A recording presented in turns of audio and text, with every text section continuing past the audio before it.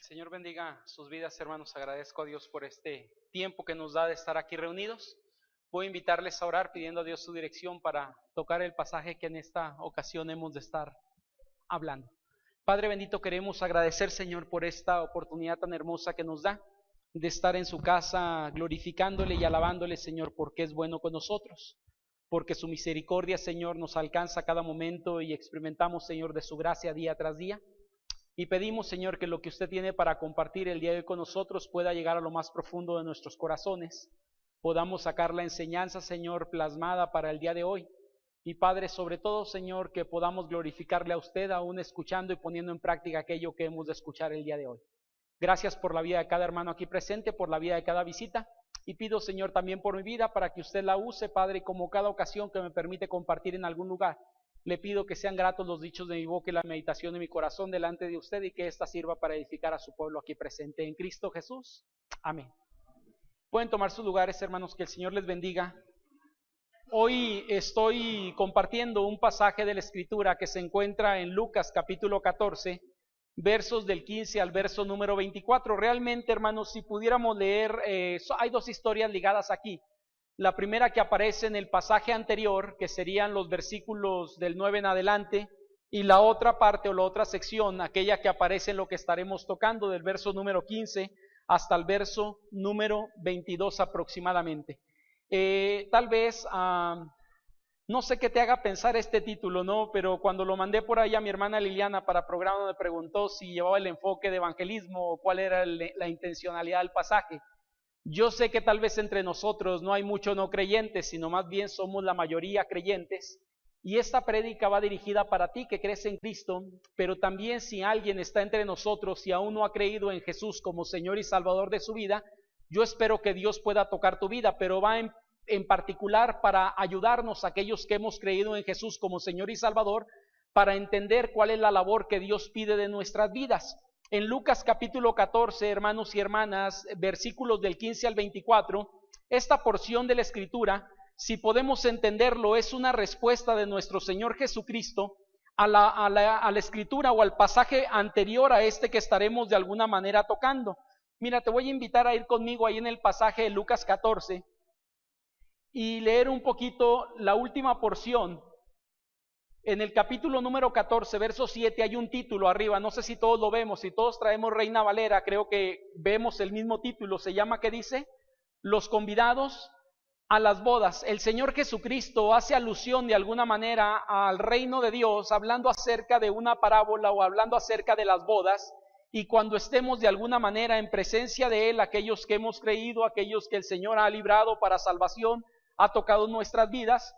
Y después de haber dicho todo esto, en el verso número 14 dice lo siguiente: y serán bienaventurados porque ellos no te pueden recompensar, pero te será recompensado en la resurrección de los justos. El verso 15 parece ser una respuesta que está dando a todo lo anterior dicho, y dice así: oyendo esto, uno de los que estaban sentados con él a la mesa le dijo: bienaventurados el que coma pan en el reino de Dios. Y Jesús comenta por ahí una historia que es la que estaremos tocando el día de hoy. Es decir, hay alguien que dice, casi puede decir, a lo mejor estoy incluido dentro de esos convidados, y el Señor Jesús replica una historia y le va a hacer comprender algunas cuestiones. Ahora, hay dos posturas a esto, ¿no? Tal vez que esta persona que es judío se estaba jactando de algunas cuestiones como diciendo ya estoy dentro, o tal vez pueda ser un anhelo. Lo que sí puedo decirte es que esta escritura es la respuesta a una porción donde esta porción es respuesta de Jesús a un comentario muy entusiasta de un judío. Cuando el judío dice, bienaventurados aquellos que estemos sentados en esas bodas, en esas fiestas, bienaventurados seremos. Y Jesús responde con una historia, es la historia que hoy quiero compartir con ustedes. El tema, hermanos, que hoy tocaremos aparece como imperativo porque fue una orden dada de nuestro Señor Jesucristo, o en esta historia, del Señor hacia su siervo. Y la Escritura nos dice ahí en el verso 23, quise dejarle este título, se llama Fuérzalos a entrar o Fórzalos a entrar, como quieras llamarle. Puse fuérzalos porque es lo que encontramos ahí, pero sería la instrucción dada del Señor hacia su siervo, cuando muchos de aquellos que están invitados no quieren ir a la invitación, y el Señor extiende la invitación a otros más tal vez que no la merecían, ni la merecemos tampoco, pero la extiende. Y él dice, bueno, todavía hay algún lugar, ¿qué hago con ello? Y él dice, bueno, vete por los vallados, vete por los caminos y fuerza a entrar a todo aquel que te encuentres, mételo en pocas palabras a la fiesta, a la ceremonia, a lo que estamos celebrando nosotros, quiero que estén adentro. Y dejé el título porque creo que esto, hermanos, es el imperativo que no solamente aplica para este siervo, sino es un imperativo para todos nosotros. Ahora, hay algo que tal vez te voy a decir, ¿no? Que no concordamos del todo, o a lo mejor alguien puede no concordar. Encontramos aquí algo que puede no gustarle tal vez a algunos de nosotros, pero a final de cuentas es la palabra de Dios y hay un imperativo aquí que dice, fuérzalos a entrar. Hace algún tiempo, algunos meses atrás, estuve escuchando una prédica de un hombre que es una persona, se denomina él como calvinista en cuestión de doctrina. Ya no está vivo, pero fue uno de los más grandes, si no es que el más grande predicado posiblemente que la historia ha dado, un hombre llamado Charles Spurgeon. No sé cuántos de ustedes conocen a este hombre o han escuchado alguna prédica de él.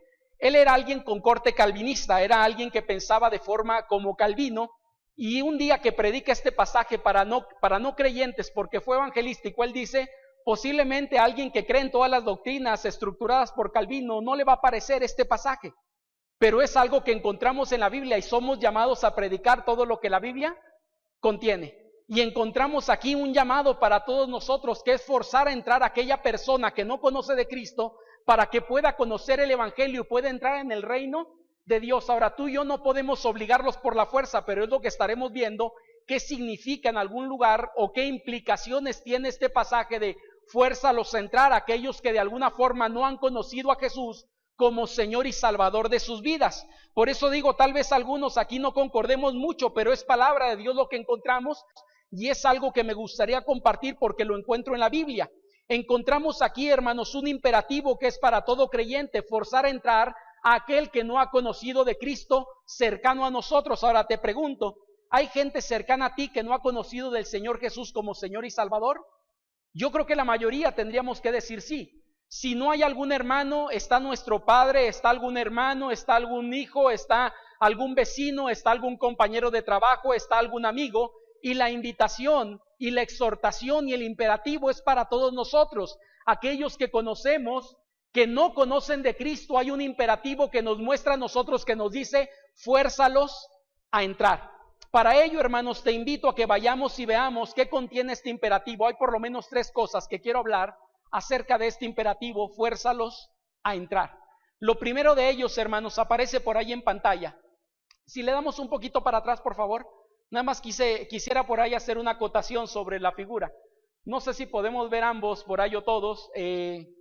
Esta imagen que está por ahí en pantalla me gustó para ponerla, hermanos. ¿Sabes por qué? Porque precisamente es lo que tú y yo creo que deberíamos de estar haciendo con la gente que no conoce de Cristo.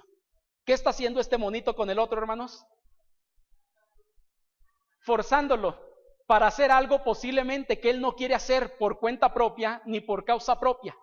Y lo está forzando o lo está empujando para hacer algo que él debería de hacer, pero no quiere hacer. Y creo que esto especifica bien. Ahora, ¿por qué digo que especifica bien? Porque la orden dada aquí, hermanos, la consulté en varias porciones de varias traducciones de la Biblia. Y en varias de ellas aparece como fuérzalos a entrar, oblígalos a entrar, impúlsalos creo que a entrar, y otras cuestiones parecidas, pero todo lleva por la intencionalidad, lleva la intención de decir, hazlos hacer algo que ellos por su propia cuenta no quieren hacer, que sería fuérzalos o oblígalos a entrar. Entonces ahora sí le damos y comenzamos por ahí con la primera parte de esta prédica. Lo primero de ellos, hermanos, que quiero compartir contigo cuando hablamos de este imperativo, número 1, es una orden. ¿Qué dice, hermanos? Para todos. Lo que encontramos aquí, hermanos, no solamente es para unos cuantos, sino la orden dada por el Señor Jesucristo es un imperativo que acusa o lleva a todo creyente a hacer lo establecido por Dios.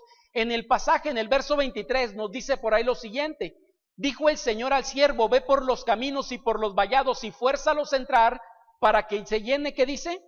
Mi casa. El Señor, hermanos, que prepara el banquete de esta historia, representa, me parece, a Dios, y todos estaríamos de acuerdo con ello. La historia que Jesús está plasmando, la mayoría de los teólogos llegan a una conclusión: el hombre que organiza el banquete significa o está representando de alguna manera a Dios, que ha establecido la salvación no solamente para que unos cuantos entren, sino para que la mayoría pudieran entrar en esa salvación que sería lo más grande que el ser humano puede recibir en la vida.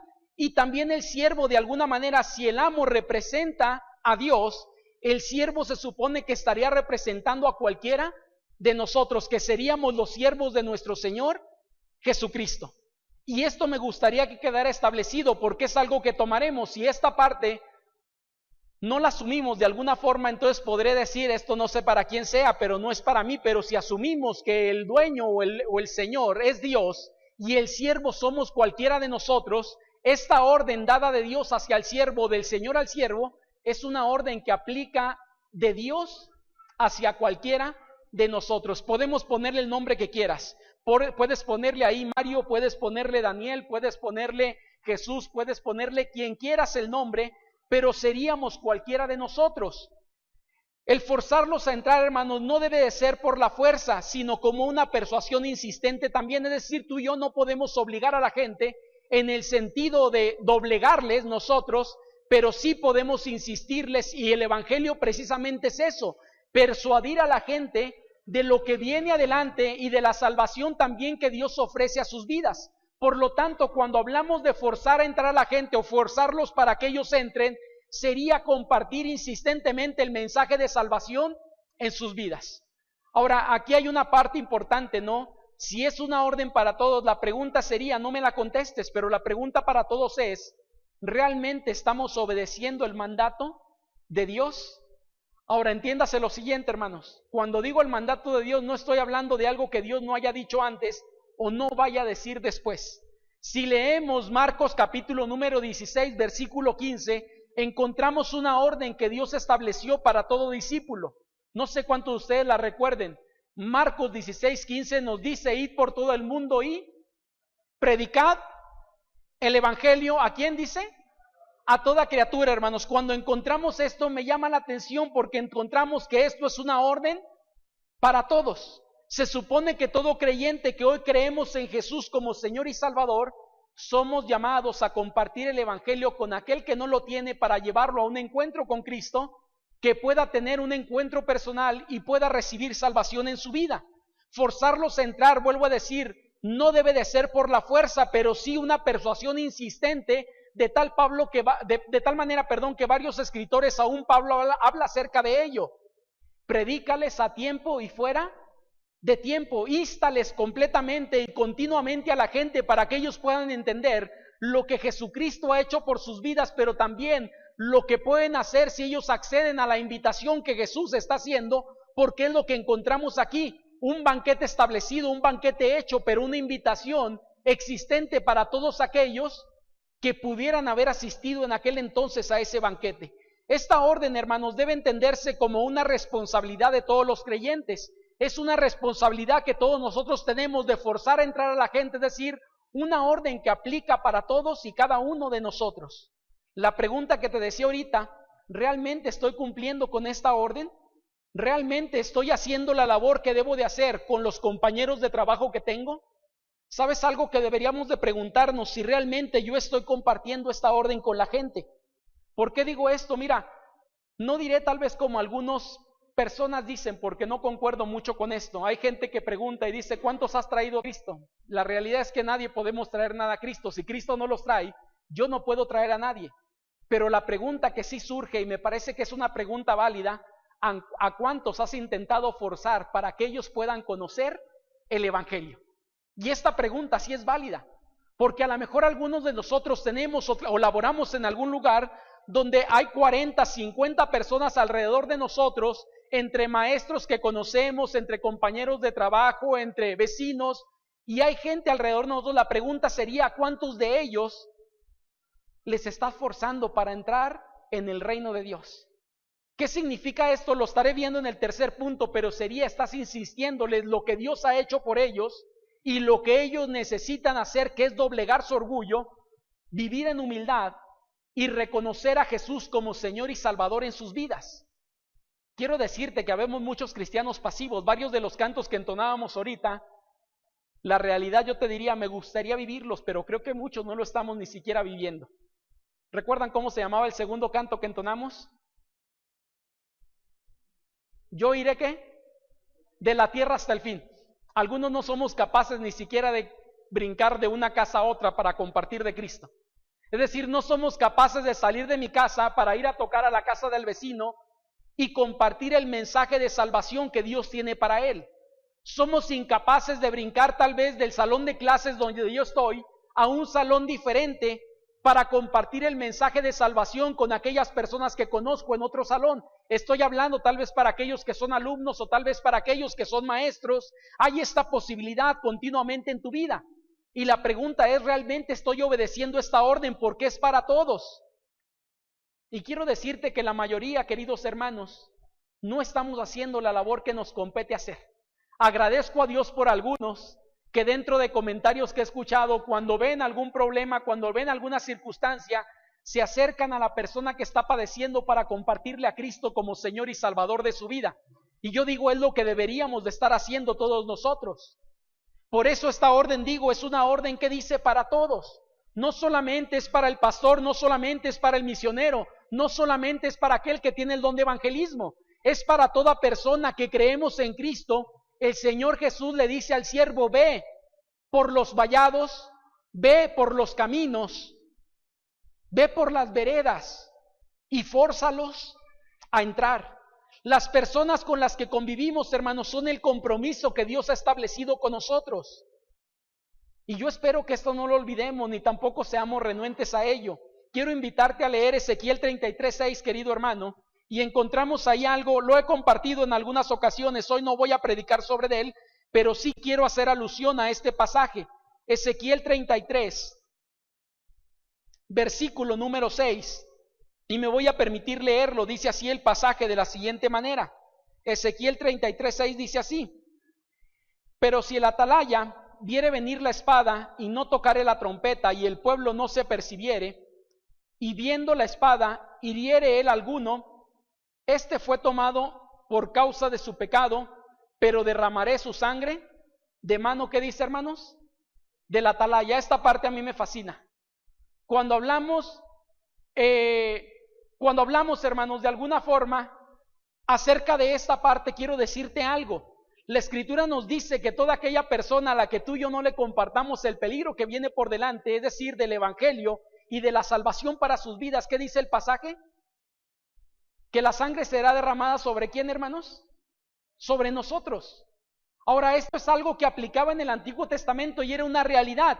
Mira, en el Antiguo Testamento había lo que eran los atalayas, no sé si recuerdas tú, pero había algunos muros bastante altos y sobre esos muros había una torre como de vigías o personas que se suponía vigilaban que no viniera algún enemigo. Cuando venía algún embate enemigo sobre ellos, ¿cuál era la labor del atalaya? Se supone que tocaba la trompeta para decirles, viene peligro sobre nosotros. Pero si el atalaya no hablaba del peligro que veía, ¿sabes cuál era la consecuencia de no hablarlo?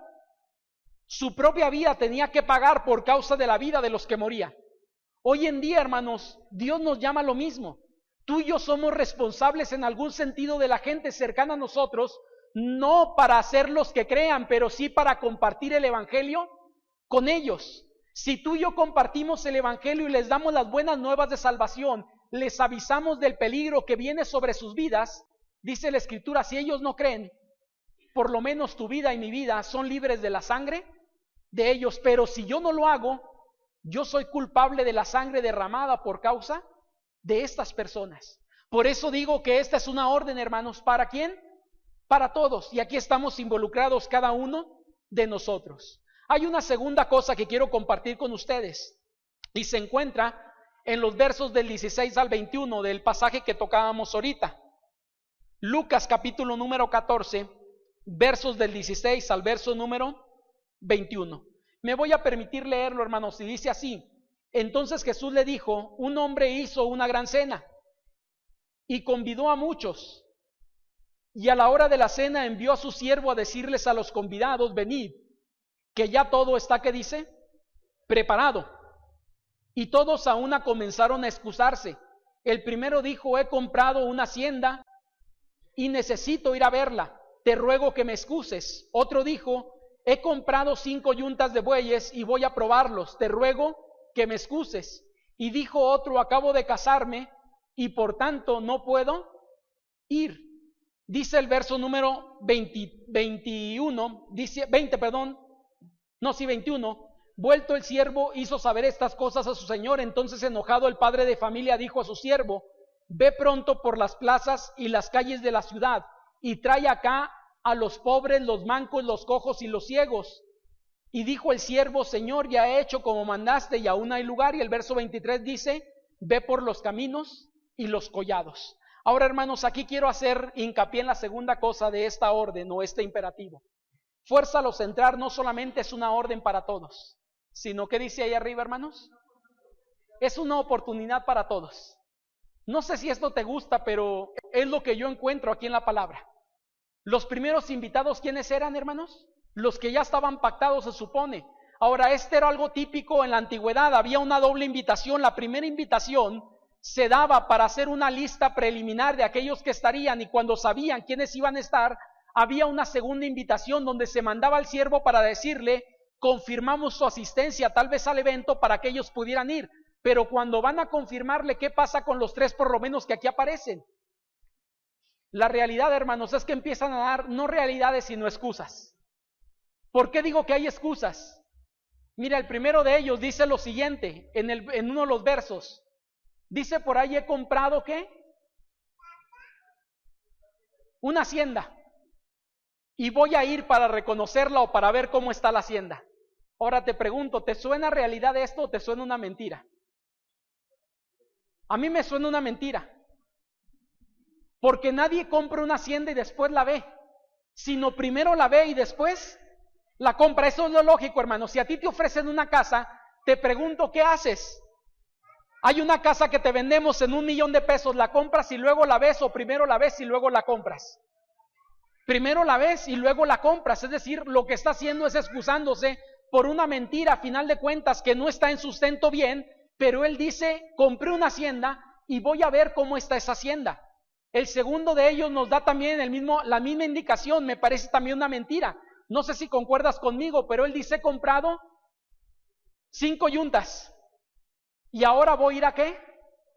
A calarlas. Y yo digo, esto se supone que es imposible. Tenemos gente aquí en la iglesia que se dedica al ganado y este tipo de cuestiones. Se supone que primero ves si sirve, y si sirve realmente, entonces la compras. Alguien dijo que el único que podía tener excusas es que se había casado, porque se casó y no sabía en lo que se metía. Este sí tenía una realidad en su respuesta. Pero la realidad, hermanos, es que los 2 primeros están al revés lo que está sucediendo. El primero dice, compré. El segundo dice, compré y voy a calarlos a ver si sirven. Mira, las yuntas serían como el carro el día de hoy. Si yo voy a comprar un carro, no lo compro y después lo calo. Primero lo calo y después sé que sirve y después de ello pago el dinero para quedarme con ese asunto. Entonces alguien dijo que el único válido sería el tercero que se acaba de casar, pero tampoco es tan válido, hermanos, porque las leyes en el Antiguo Testamento establecían que el primer año no podían, se supone, ir a guerras y varias cuestiones por darle gusto y darle alegría a la esposa. Ahora te pregunto, querido hermano y hermano, te hago una pregunta de manera general, sobre todo a las hermanas. ¿A quién de ustedes, hermanas, si le invitara a su esposo una fiesta de gala, no se sentiría halagada y no se sentiría alegre? ¿Hay alguien aquí? Se supone que la mayoría de las mujeres, cuando tu esposo te invitara a un asunto de gala, te sentirías halagada para estar ahí, complacida y de alguna manera alegre. Es decir, no impedía que él fuera a esta reunión. Por eso dice el escritor que dan puras excusas, algunas de ellas sin sentido. Pero ahora voy a la parte que toco en el punto número 2. Esta oportunidad, hermanos, es para todos. Lo que podemos entender es lo siguiente, que estos 3 invitados, si concuerdas conmigo, hermanos, la mayoría de los teólogos dice que esta historia representa el rechazo del judío, pero representa también la inclusión del gentil dentro del plan de Dios. ¿Quiénes eran los primeros convidados, hermanos, para las fiestas o para el reino de Dios? Se supone que eran los judíos. Pero ¿qué pasa con los judíos según Juan 1:12? A lo suyo vino y los suyos, ¿qué dice? no le recibieron, es decir, rechazaron la invitación. Y el Señor dice, bueno, ya que estos han rechazado, entonces ve e invita. ¿Y a quién invita, hermanos? A todos. Primero le dice, ve y mete los ciegos, los mancos, es decir, aquellos que no tenían posibilidad ninguna, les da la posibilidad de ser incluidos dentro de esa cena que representa, se supone, las bodas del Cordero cuando estemos con Él. Y Él dice entonces, ve, invita a esos que no tenían posibilidad. Pero ¿qué pasa según lo que dice el pasaje, hermanos? Que se meten todos ellos y dice el siervo, aún tenemos lugares, ¿qué hacemos? Y dice el Señor, ahora vete y encuentra por los caminos y los vados o las veredas, y a todo el que encuentres, fuérzalo a entrar. ¿Saben lo que me dice el pasaje? No sé si estés de acuerdo conmigo, pero lo que el pasaje me dice es que la invitación de Dios, hermanos, no solamente era para los judíos, sino era para toda persona que tenía la posibilidad de entrar en el reino de Dios. Esta parte me fascina, porque lamentablemente a veces obramos y actuamos y pensamos como si el reino de Dios fuera algo muy limitado en algún sentido. Lo que yo puedo entender según el pasaje, el Señor apartó un lugar bastante grande de tal forma que se metieron todos los que tenían que meterse, y Él mete a todos aquellos que no tenían posibilidad, más todos los que se encontraban en el camino, los forzara a entrar. Pero me gusta lo que dice al final. ¿Para qué los forza a entrar, hermanos? Para que se llene, ¿qué dice? Mi casa. Esta parte a mí me gusta mucho, porque lo que encontramos, hermanos, es que hay dos formas como esto está plasmado: los invitados y los demás, y los caminos y los vallados. Los invitados y los caminos posiblemente están representando al pueblo de Dios, mientras que los demás y todos aquellos que se encuentren en el camino representan a cualquier persona que ya no es parte del pueblo de Dios por ser judío, sino que ahora el gentil podía ser incluido en algo que antes para el judío no tenía por qué incluirse, porque ellos eran un pueblo privilegiado, pero Dios extiende los privilegios para todos.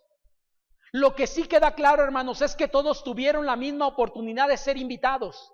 Se invita a los judíos y se invita a los que no eran judíos. A los que ya habían sido invitados se les confirma la invitación, y a los que no habían sido invitados se les extiende ahora esta invitación para que ellos también puedan entrar.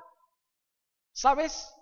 Esto no es simple y sencillamente más que lo que dice Juan 3:16, hermanos.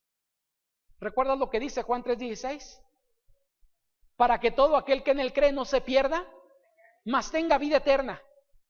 Dios amó tanto al mundo para que todo aquel que en él cree no se pierda, mas tenga vida eterna. Y hay un último llamado que a mí también me gusta mucho, que me gustaría no dejar de leer en estos momentos, en Apocalipsis 22, hermanos. Si quieres acompañarme, y si no, no hay ningún problema, lo voy a leer en voz alta para que tú puedas escucharlo.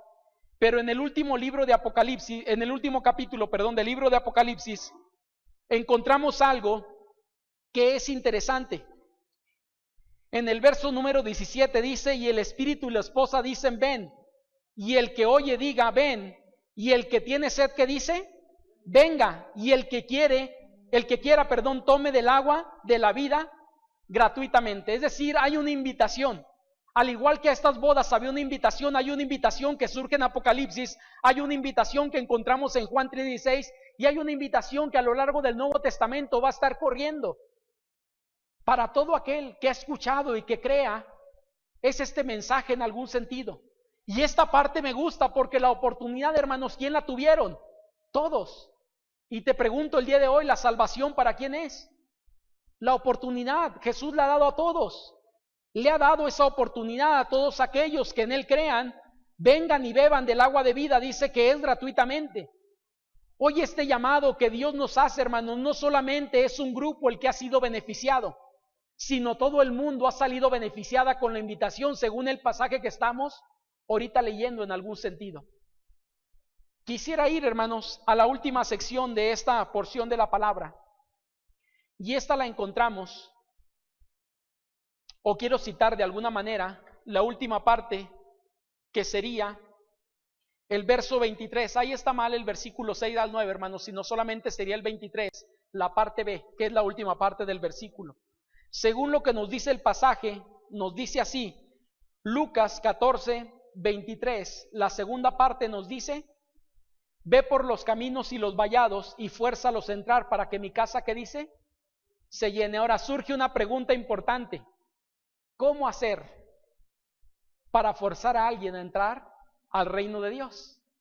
Y es aquí donde voy a tener que meterle, ya no de este pasaje, sino voy a ir a otras partes, hermanos, donde quiero añadir un poco a esta parte. Llevamos hasta aquí 2 puntos, ¿no? La prédica se llama fuérzalos a entrar. Número 1, una orden para todos. Número 2, una oportunidad para todos. Y número 3, quiero tocar unas opciones para todos. Cuando hablamos de forzarlos a entrar, yo entiendo, como lo dije hace un momento, no los puedo obligar por la fuerza a la gente. Esto es imposible. Yo no puedo doblegar el corazón de nadie, pero lo que sí está de mi parte, me parece, es ser persistente y persuasivo con esa invitación. Ahora, lo que sí quiero decirte, hermanos, es que Dios en algún sentido sí nos doblega a nosotros. Dios sí nos fuerza para entrar, o nos fuerza para entrar en el reino. ¿Por qué digo esto? Concordarás conmigo que tal vez la mayoría de la gente que está aquí ha llegado a Cristo no bajo las mejores circunstancias en su vida, sino bajo las peores circunstancias en su vida. Esto quiere decir que si tú has llegado a Cristo tal vez en momentos muy difíciles, es una de las maneras como Dios te ha forzado para entrar en el reino de Dios. Te voy a decir una realidad que yo entiendo. La mayoría de la gente, mientras viva sus vidas de forma tranquila, nunca se acuerda de Dios. Dios está fuera de sus vidas. Pero ¿qué pasa cuando hay momentos y circunstancias de conflicto? La gente empieza a doblegarse y empieza a buscar lo que nunca había buscado antes. Empieza a doblegar sus corazones, empieza a doblegar su voluntad y permite en algún sentido ser humilde para que Dios pueda tocar sus vidas. Por lo tanto, puedo concordar en que muchos de los que aquí están han llegado a Dios bajo circunstancias de matrimonios a punto de destruirse. Han llegado a Dios en medio de circunstancias de vida trapeadas, barridas por drogas, por alcoholismo, por algunas circunstancias que a lo mejor viviste, que te han hecho entender que tú necesitas de Dios en tu vida. Y por eso decía hace un momento, si tú entiendes esto, qué bueno. Pero si no eres creyente, deberías de entender que las circunstancias que Dios te permite es una forma como Dios te fuerza a ti a entrar para el reino. Porque bajo circunstancias normales no lo harías, no buscarías de Dios.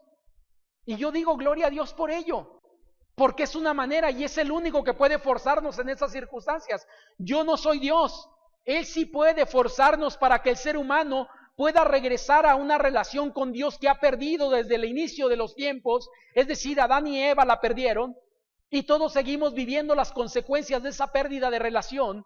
Y Dios nos lleva a regresar a la relación con Él. Pero el asunto no es Dios, hermanos, sino aquí sería, ¿qué es lo que tú y yo tenemos a nuestro alcance para forzar a la gente para que ellos puedan entrar? Y lo primero de ello, hermano, que quiero compartir es que lo único que puede obligar a las personas a regresar a Él, creo que hay algunas cosas, aparte de lo que mencioné ahorita de Dios, y una de ellas es el testimonio que tú y yo podemos dar ante la gente. Hay 2 formas de poder instar, poder persuadir, poder obligar, poder forzar a la gente para llegar a Cristo. Y esa es nuestro testimonio. ¿A qué nos referimos con esto? Voy a hablar de 2 partes. La primera de ellas es la palabra de Dios, porque es el testimonio de Dios mismo. Se supone que el testimonio de Dios, que es la palabra, tú y yo la conocemos ahora como creyentes. Cuando tú y yo compartimos de Cristo, se supone que es lo que compartimos, o qué deberíamos de compartir. Se supone que es esto, hermanos. Más que mi testimonio personal, más que cómo yo llegué a Cristo, que esto puede ser parte de, pero lo más importante es compartir la Escritura. Y en la Escritura encontramos de alguna forma lo que Dios quiere para la vida del ser humano. Cuando tú y yo compartimos la Biblia, estamos forzando a la gente a entender y a comprender el mensaje de salvación que ellos desconocen. Estamos llevando a la gente a encontrar un camino en el cual ellos no habían percatado que existía, porque estaban buscando diferentes caminos, pero nunca el camino trazado por Dios. Pero no solamente este es el testimonio, sino se supone también que nuestras vidas son un testimonio vivo del poder de Dios, de tal forma que cuando tú y yo compartimos con la gente, no solamente debería de ser la Biblia quien hable, sino debería de ser nuestra propia vida. ¿Sabes que esto es un problema para muchos creyentes? Muchos de nosotros. Porque el creyente piensa bien, pero no actúa de la misma manera. Mira, te voy a decir algo, ¿no? Si preguntara casi a cualquier hermano aquí, a quien sea, y yo te preguntara, ¿la educación cristiana es importante para la vida del creyente? Todo el mundo diríamos que sí. Entonces la pregunta que surgiría es, entonces, ¿por qué no vienes a departamento si estamos estudiando algún libro? ¿Por qué no vienes a estudio dominical si se supone que tenemos un estudio bíblico todos los domingos? ¿Sí me explico? Es decir, nuestro pensar no es lo mismo que el actuar. A mucha gente le puedo preguntar si la oración es importante para su vida. Y la mayoría diría, sí, muy importante. La pregunta que surgiría entonces, ¿por qué no vienen los miércoles de oración? ¿Por qué todos los días no apartas un tiempo para orar a Dios si crees que es demasiado importante? ¿Por qué no hay tiempos devocionales en tu vida día tras día? ¿Sí me explico? Es decir, a veces el testimonio no concuerda con lo que decimos. Por eso aquí cuando hablo del testimonio en la Biblia, pero nuestra propia vida es una manera, hermanos, de que la gente pueda ser forzada para llegar al Evangelio. Cuando vean vidas transformadas, cuando vean vidas como deben de estar, creo que la gente se preguntará, ¿por qué tu vida es diferente a la mía? ¿Qué hiciste? ¿Cómo le haces para vivir si tu familia estaba peor que la mía? Tu matrimonio era un asco a comparación del mío, pero hoy está mejor. ¿Qué hiciste para que eso funcione? ¿Por qué con tus hijos no podías, pero hoy puedes con ellos y viven de buenas formas? ¿Qué hiciste con ellos para cambiarlos? Y yo digo, es ahí donde entran los dos testimonios, el de la Biblia, pero también mi propio testimonio, que vive conforme a la palabra de Dios. Pero mucha gente escucha lo bonito de la Biblia, pero ve lo más feo de nuestras vidas. Y ellos dicen, prefiero mejor no acercarme. Yo puedo hablarles de cuán bonito es el matrimonio a la gente, pero si ellos me ven decirle de groserías a mi esposa, o se enteran que yo le digo de groserías a mi esposa, si ellos escuchan de alguna manera tal vez la forma de tratarla brusca, agresiva, etcétera, etcétera, yo te pregunto, ¿la gente realmente dirá, quiero ser como tú, quiero vivir como tú? Yo creo que no. Y ese es un problema para muchos de nosotros. Cuando hablamos acerca de forzarlos a entrar, creo que es compartir, dice la Escritura, que la intención de la opción es para todos, es porque la casa debe de llenarse. Yo quiero decirte que hoy en día tal vez hay mucha gente que no ha conocido de Cristo, y no porque no quiera conocer, sino porque tú y yo no hemos hecho la labor que nos corresponde. De verdad me encantaría, hermanos, que pudiéramos hacer esto. O sea, yo no sé cuánta gente en Durango realmente no ha escuchado el mensaje de salvación. Ellos escuchan de lo que la iglesia tradicional comparte tal vez en sus vidas, pero no realmente el mensaje de salvación para ellos, no lo que la Biblia manifiesta. ¿Cómo poder forzar a entrar a la gente? Hay una segunda cosa también que quiero compartirte, y esta es la oración, hermanos. Sabes que la oración es un arma poderosa que Dios ha dejado en nuestras manos, no porque sea un arma en sí misma, sino porque es un arma de dependencia de Dios. Y la oración es una forma de forzar a una persona para que ésta pueda ir a Dios y Dios haga en su vida lo que no ha sido capaz de hacer esta persona por sí misma. ¿Sabes? Esto yo lo he entendido. Cuando hay un hijo que no quiere entender y tú ya agotaste todos los recursos posibles de tu mano para hacer, hay un recurso que siempre estará disponible y es orar a Dios para que transforme el corazón de ese hijo rebelde. Cuando una persona dice no a Cristo y ya le compartí de muchas maneras y le invité para estar y la persona no quiere, siempre hay un recurso, y el recurso es orar para que Dios doblegue el corazón de esa persona, para que Dios tenga misericordia de él, no como una obligación, sino como una dependencia de Dios, hermanos. Yo no obligo a Dios porque eso es imposible, obligado a Dios para que él haga algo, pero sí puedo pedirle que en su misericordia obre en favor de tal o cual persona, porque es una persona necia que no quiere conocer de Dios. Y yo entiendo que el único que puede obrar en el corazón es Dios. Nadie puede conocer de Dios a menos que Dios se lo permita para que él pueda conocer de él. Y esto me lleva entonces a depender en oración. Esto deberíamos de tenerlo siempre presente. No sé qué piensas a ello, pero todos los días, hermanos, tenemos la posibilidad de compartir con alguna persona de Cristo. Pero antes de que salga palabra de nuestra boca, oremos para que Dios esté trabajando en el corazón de ellos. Que la tierra que es su corazón, Dios la vaya aflojando, Dios haga lo que tenga que hacer para que cuando la semilla que tú y yo llevamos y la podamos depositar ahí, Dios haga lo que tenga que hacer en ella. Recordemos que el único que puede producir salvación es el Espíritu Santo en la vida de una persona. Yo no puedo hacer eso. Por eso dice, Apolos plantó y regó, pero Pablo plantó, Apolo regó, pero el crecimiento lo da Dios, hermanos. Ese no lo doy yo. Pero la labor que yo tengo es plantar esa semilla, depositar esa semilla en el corazón correcto para que Dios haga la obra que tiene que hacer en la vida de esa persona. Cuando hablamos de esas opciones para todos, hermanos, puedo hablar de otras cosas más. Pero cuando hablamos de todas las opciones o de unas opciones, son todas aquellas que nos permite compartir con una persona el mensaje de Cristo para que esa persona pueda llegar a conocer a Jesús como Señor y Salvador en su vida, como tú y yo lo conocemos el día de hoy. ¿Sabes por qué me gusta esta historia? Porque creo que es un desafío para todos nosotros. No es para el que no vino, es para los que estamos aquí. Si Dios te tiene el día de hoy aquí, es un desafío para tu vida. ¿Sabes, hermano, cómo puedes forzarlos para entrar? Te doy yo algo bien sencillo que puedes hacer. Invita a la gente a venir a escuchar. Tal vez tú no tienes muchas palabras para compartir, pero puedes decirle, te invito este domingo. A lo mejor la persona te va a decir, no, este domingo no puedo. Te invito el próximo domingo. Tampoco puedo. Te vuelvo a invitar y te vuelvo a invitar. ¿Qué estás haciendo? Forzándolos solamente. Forzándolos a entrar. Estás obligándolos a entrar, a que ellos conozcan. Y la Escritura nos dice que la fe viene ¿por qué? Por el oír la palabra de Dios, no cualquier cosa, sino la palabra de Dios. Y es una forma, hermanos. Agradezco a Dios por aquellos hermanos y aquellas hermanas que últimamente están invitando familias, están invitando amigos, están invitando vecinos para estar aquí. Pero yo digo, no solamente es una invitación o una orden para los nuevos, es una invitación para todos nosotros. Tal vez alguien decimos, no conozco mucha gente, pero puedo decirte, yo conozco al taquero con el que como por lo menos 1 o 2 veces por semana. Voy y como de vez en cuando y puedo invitarlo.